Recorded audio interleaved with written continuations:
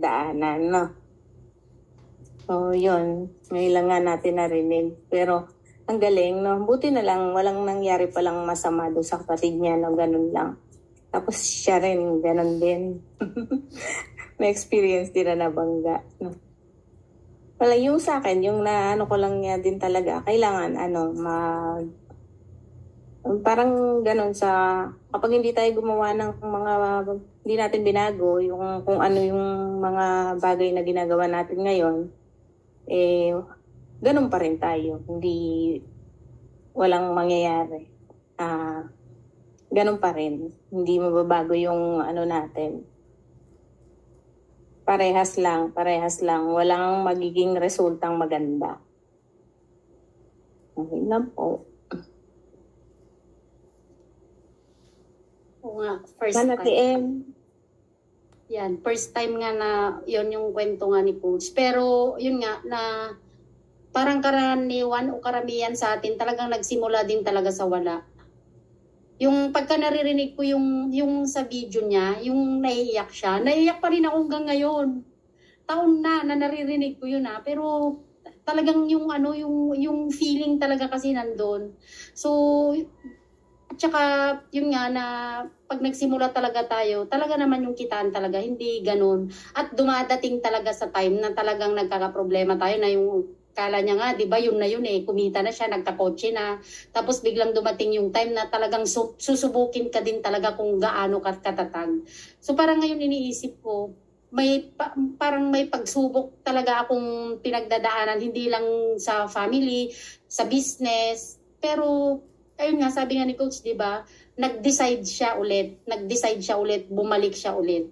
So yun lang yung natin na kapag start na tayo, bakit di pa natin ituloy?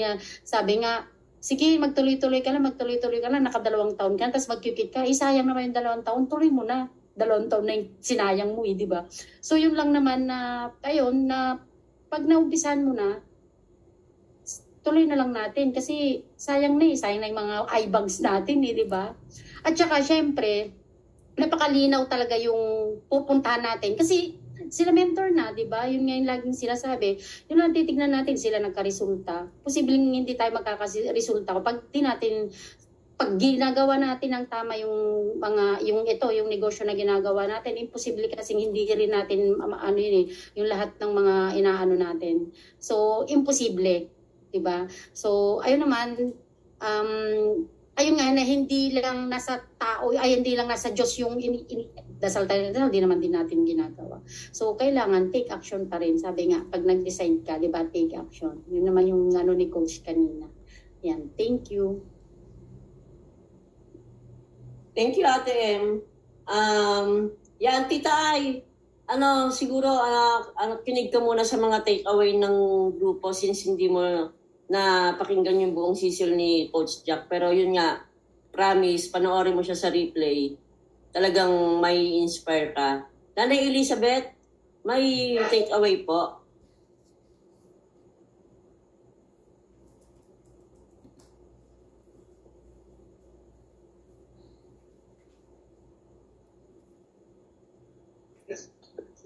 Hindi ko na masyado nasubaybayan kasi napuputol ako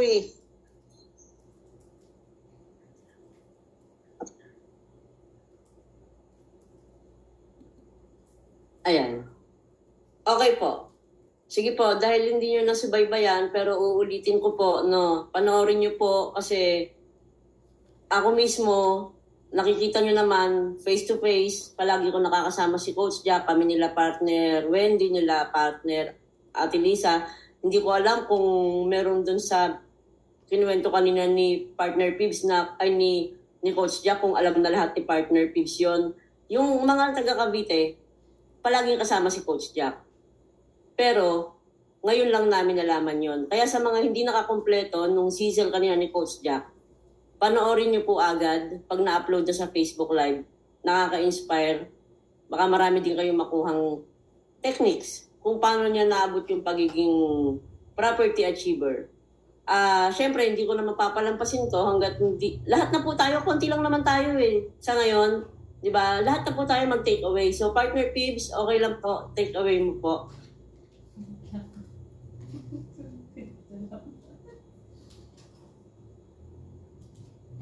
Naririnig niyo po ako?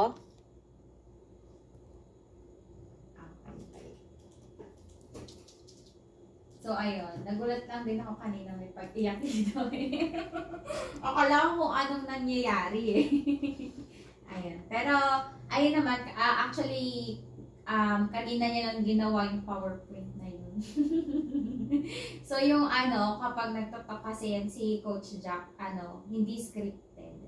So, yung mga sinabi niya talagang, from the heart, and nagkukwento lang talaga siya ng mga, real life experience niya. So, yun din yung isa sa mga gusto kong matutunan, di ba? And tayong lahat, sana ganun, no, na pag nagkwento tayo, yung mararamdaman ng tao. Di ba? And kapag siya yung nagtotok din talaga, kung alam niyo naman, iba, no? Iba, tagos. Tapos, may mga nag-PM din sa akin kapag, pag pinapost ko yung poster, katulad ng kanina, na siya yung magtotok. Phoebe, send mo sa akin yung link ha. So, may mga pumasok doon kanina ng mga hindi members. Hindi pa members. Hindi niya alam. Oo, tapos nagsabi na, ayun nga, maganda and madaming na-inspire na sana daw, ganun din yung mga anak nila, malakas yung fighting spirit, yung ganun. Diba? And, ayun, siguro yun na lang po muna sa ngayon. Thank you! PB. Alam mo, nakikita ko sa reaction ni Tita Ay sa ni Nanay Elizabeth, bakit ganun yung mga takeaway nila? Ano ba yung hindi namin napanood? Lagi naman kami nakikinig kay Coach Jack, yung si Coach Jack yung magbabagsak sa trainings. So, hindi ba kayo naku-curious kung bakit ganito yung mga takeaway namin? Diba? Parang gusto nyo na agad mag-out sa ma'am natin at panoorin yung live, no? Ayan. Partner Erwin, sana po nakikinig ka po. And kung hindi mo rin po na-kompleto yung, yung CCL, sa Facebook page po natin, panoorin nyo po. Partner Wendy, okay lang po, take away po. Good evening. Sino ba hindi makakatangga sa take away na yan? Pangmalupitan yung nag-share di ba? Biruin mo, syempre ang pagkakalala lang namin sa kanya, nag-online selling lang siya. Madiskarte. O tinake for granted yung kahit na napakasamang pandemya na naranasan natin, na kahit pa paano naman nagawa naman namin yon yung diskarte. Na kami, tulad namin, ni partner Ken, hindi kami mahilig magbenta-benta, pero nagawa namin yon in terms of pasabay. Na kasi, syempre, papasabay kami ng mga kailangan ng from Taguig to Cavite, na yung nagkukusa na lang, yung mga nagpapasabay na kung magkano lang yung bili namin, yun lang yung sinisingil namin, dadagdagan na lang nila, naggas kayo. Ganon, di ba? Na, ayun, somehow, na nakakuha kami ng na ma-extend pa namin yung tulong namin. Di ba? Yung tulad ng ginawa ni Coach Jack, na hindi naman talaga niya binitawan yung mga gusto niyang panindigan sa buhay niya. Tulad nga niya, maiksi nga lang daw yung buhay natin, hindi pa ba tayo gagawa na maganda? Diba? Ang masarap nun nakakapag-share tayo na kahit na malayo, kumbaga bilang empleyado, bilang part-timer dito, diba, yung empleyado ko malayo, pero nandun pa rin ako sa thinking na makakamit ko, may yung mga goals ko, yung mga dreams ko na gusto ko ng ganito, pero matagal ko nakuha. Unlike dito, na malaking bagay yung natulong ng DBC na bumibilis yung namin, yung mga plano namin, diba, pag hindi na namin nasahan yung kung susweldo, yung bonuses, yung mid-year or ayun, dahil nga rin sa mga kwento ni Coach Jack na kung paano niya talaga tinutukan yung mga tao niya, kahit saan siya. Actually, na ako nga, nung bago-bago si Ken, si partner Ken, bago-bago siya, tapos sinabi niya, pupunta dito si Coach Jack. Sabi ko, anong oras? 9 o'clock. Alam ko yung dinadaanan niya, napakadilim. Tapos malaman-laman ko, mag-isa lang siya. Nagda-drive siya. Tapos bumuhos pa daw yung ulan. Kaya sabi ko kay partner Ken, i-monitor mo, ano na nangyari. biruin mo yung sakripisyo, mapadala lang nung dito yung products namin, na pwede naman namin daanan sa Noveleta dahil pagpapasok kami ng Taguig, pwede kami dumaan sa bahay nila or halfway, di ba? Pero yung lahat ng, kaya proud na proud ako dahil lahat ng sakripisyo niya, hindi lang sa La Union, Tarlac, or basta may mga kunikwento pa siya, Tarlac yun, mga kunikwento niya sa amin yung mga napupuntahan niya, na nakapag-travel siya, tapos may pleasure, di ba? Kaya yun din yung inaaying namin na kahit pa paano, may mga business partners na rin tayo. May downline na rin ako ng Bacolod, ay ng Negros Occidental, ganun din, di ba? Maganda yung ganon na pupuntahan natin. Tapos, imimit pa natin yung mga business partners natin na posible sila yung maggala sa atin. Kaya madalas rin talaga ako nagtatanong din ako sa mga pinoprospect ko kung taga saan ka. Di ba? Kaya yon na, syempre, doon ko nakukuha yung loob ng mga cold market ko, lalo na pag familiar ako sa lugar na pinupuntahan nila. Iyon, tapos yung mga lahat ng mga negats na napagdadaanan, talagang kinokontra. Yun, tulad no kay Coach Jack, hindi natin alam na ganun kalalim, ganun pala yung mga pinagdaanan niya, ganyan. Pero makikita mo napaka-positibo. Diba? Kung tutusin sa ugali, sa grupo, diba? That magagalit na siya sa akin, hindi na nga nagagalit sa akin. Yung sa kulit ko, sa tigas ng ulo, follow up, ganyan. Walang naman ako titirisin na katawin, di pagka, diba? Walang ganun. Kaya, nakaka-proud lang na sana mapanood niyo yung video ni Coach Jack. Yan, congrats Coach Jack. Ilang po, thank you partner Ken.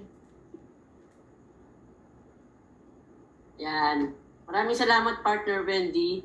Parang gustong-gusto na talagang panoorin ni Tita Ay sa kanila ni Nana Elizabeth yung replay, ano?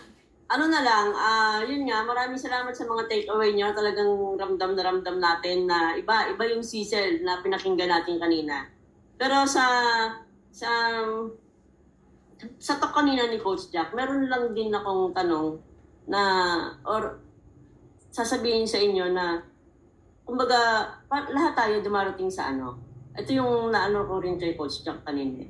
Lahat tayo dumarating or nakakaranas sa puntong hindi natin gusto yung sitwasyon natin. Diba? Maaring nung mga nakaraan or baka ngayon nakakaranas tayo ng hindi maganda yung sitwasyon natin. Yung magandang mindset na binigay nito. Bakit wala ka? Sino po ang wala? Okay po ang linya. Ayan. So, ayan no. Mabalik tayo. Wala ka partner kaya hindi kita makita. Baka po yung trend nasa sitwasyon na hindi maganda or lugar na hindi maganda. Kasi lahat po sila ay nakikita akong nagko-close open.